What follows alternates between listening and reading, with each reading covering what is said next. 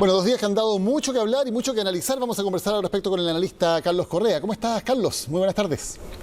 Hola Daniel, ¿cómo estás? Gracias por la invitación. Qué bueno estar acá. Sí, ¿qué conclusión podemos sacar de lo que ha ocurrido con una elección que en principio parecía que iba a ser relativamente fácil, parecía que estaba relativamente cocinada, por ocupar un término político, y al final terminó en 2 días de muchas sorpresas, de una serie interminable de votaciones y de una candidata sorpresiva que aparece a última vuelta y que no estaba dentro de los cálculos iniciales?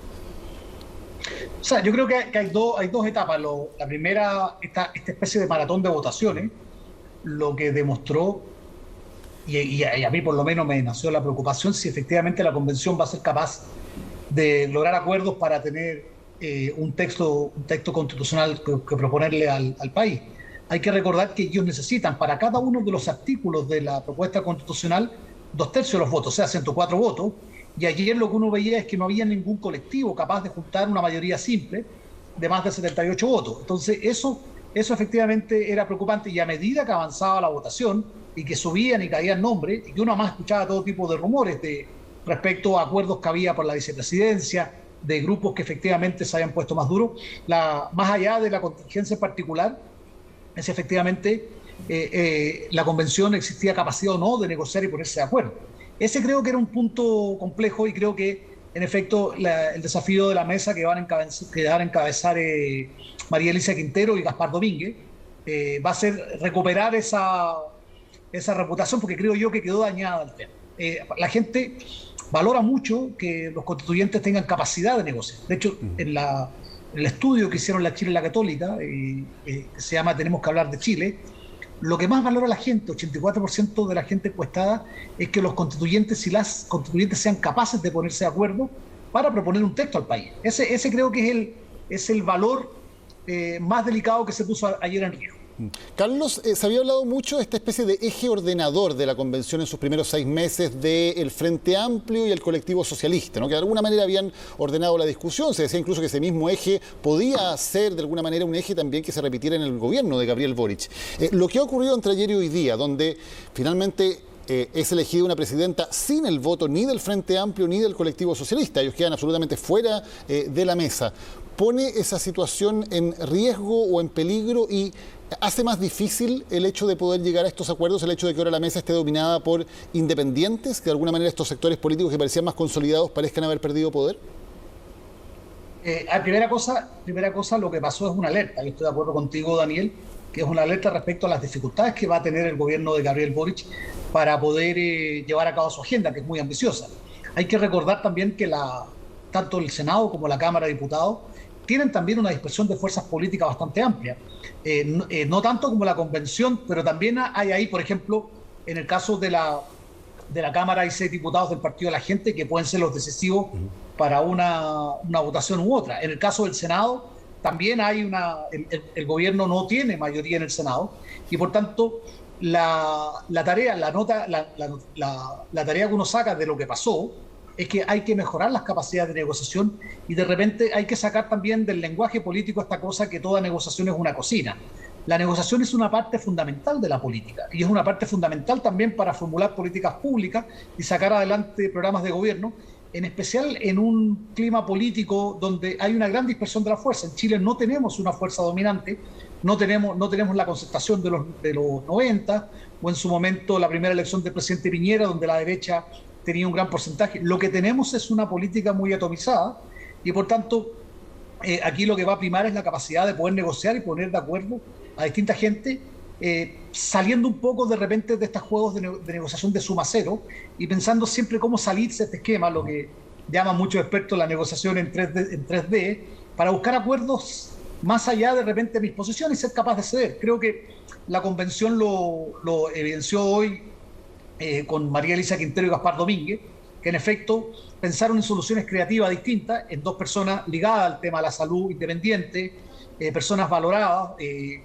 muy ligados, muy respetados en sus respectivas comunidades, y a lo mejor pensar soluciones de ese tipo, y por tanto creo que lo que pasó es el tipo de tareas que le va a tocar al gobierno del presidente Boric para poder sacar su agenda, Carlos, para poder sacar efectivamente lo que ha propuesto. Para terminar de hablar de la convención y pasar luego al futuro gobierno, algunos convencionales decían, a raíz de la alerta que haces tú, ¿no?, que dice, bueno, si les costó tanto ponerse de acuerdo en esta mayoría absoluta, ¿qué iba a pasar cuando haya que ponerse de acuerdo en 2/3? Ellos decían, no, es que sobre temas de principios y los temas que vienen en la Constitución es más fácil que cuando se habla de personas.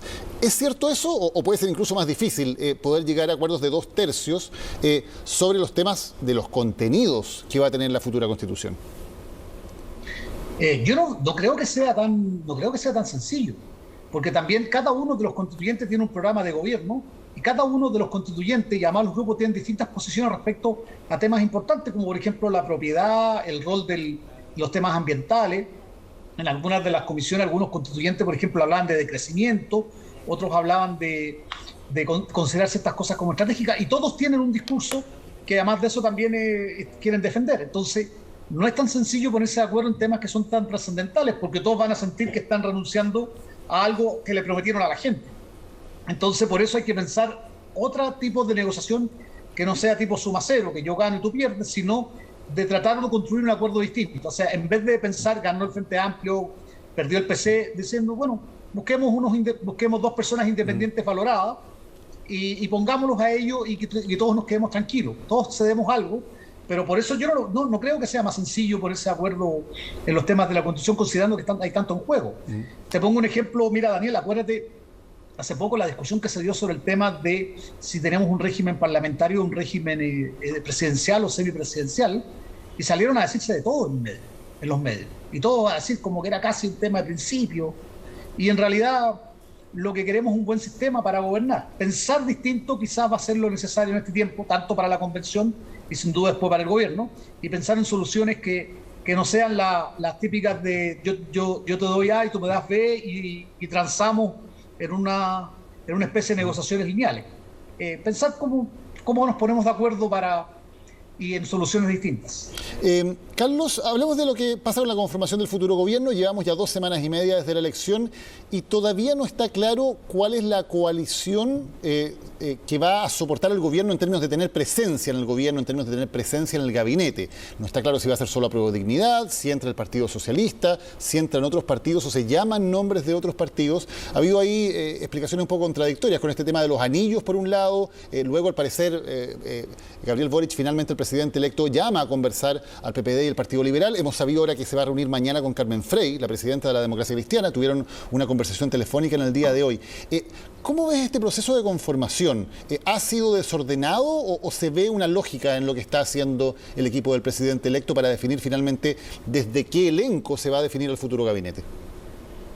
Primera cosa, en términos de tiempo, si uno mira el presidente Boric en conformación de su gabinete versus presidentes Bachelet y Piñera por 2 veces, la verdad que está completamente dentro de los tiempos. O sea, normalmente se está tomando el tiempo necesario, similar a lo que hicieron los presidentes Piñera y Bachelet. Por ese lado tampoco siento que están en las conversaciones normales.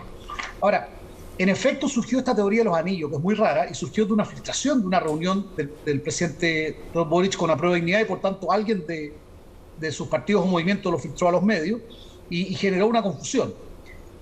Tengo la sensación que el presidente Boric, por lo que ha dicho, está más por la tesis de, primero, un gobierno abierto, nuevamente pensando en figuras independientes, en figuras que den tranquilidad a todas las personas que lo han apoyado, o sea, ocupando el paralelo las María Elisa Quintero y los Gaspar Domínguez, y que en realidad a su coalición, Apruebo Dignidad, y el llamado bloque progresista, donde está el PS, el PPD, el Partido Liberal, más bien están pensando en una fórmula de un gobierno y 2 coaliciones, que no formen parte de una misma coalición, pero que en efecto algunas figuras de dichos partidos formen parte del gabinete. O sea, una fórmula creativa distinta al tipo de políticas que habíamos visto antes, que era estabas adentro o estabas afuera. Creo que vamos a tener este tipo de política cuántica un poquito más dispersa, donde las coaliciones van a estar adentro y van a estar afuera, y eso va a ser la normalidad. O sea, creo que son los tiempos políticos que corren, son un poco distintos a la vieja política de de suma cero. Ahora, Carlos, uno se pregunta si ya ha sido muy difícil para los últimos gobiernos alinear a sus parlamentarios, estando sus partidos formalmente dentro del gobierno, siendo una coalición de gobierno, teniendo ministros, en fin, teniendo cargos públicos, todo lo que eso significa. Si ya es difícil alinearlos, ¿cómo un gobierno del presidente Gabriel Boric podría alinear a parlamentarios que ni siquiera estén realmente dentro del gobierno, que estén como esta fórmula media mixta, media híbrida? ¿No va a ser bastante difícil conseguir un cierto orden en el Congreso con una fórmula como esa? Bueno, Daniel, vamos a tener que inventar un refrán nuevo. Tengo más trabajo que Sexpress de gobierno de Boric, porque efectivamente, pobre ministro Sexpress, o sea, va a ser, realmente requiere una habilidad negociadora muy, muy amplia, y nuevamente requiere a lo mejor mirar la política con otros ojos, no con el ojo lineal que hemos visto de izquierda versus derecha en este tiempo, porque no va a ser tan sencillo, tú tienes razón, y por tanto va a tener que buscar acuerdos que sean que dejen a todo el mundo muy contento, y situaciones como la que vimos ahora en la convención va a ser la tónica de la política en general que viene.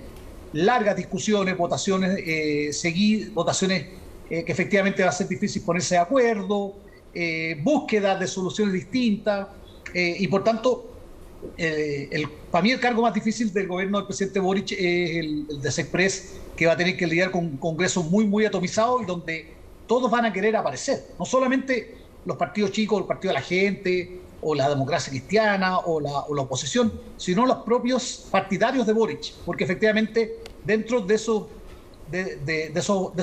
partidarios hay una similitud de intereses distintos y que efectivamente puede pasar, como pasó en la convención, por ejemplo, en alguna de las votaciones de anoche el Frente Amplio se dividió y votó por candidatos distintos, lo mismo el colectivo socialista.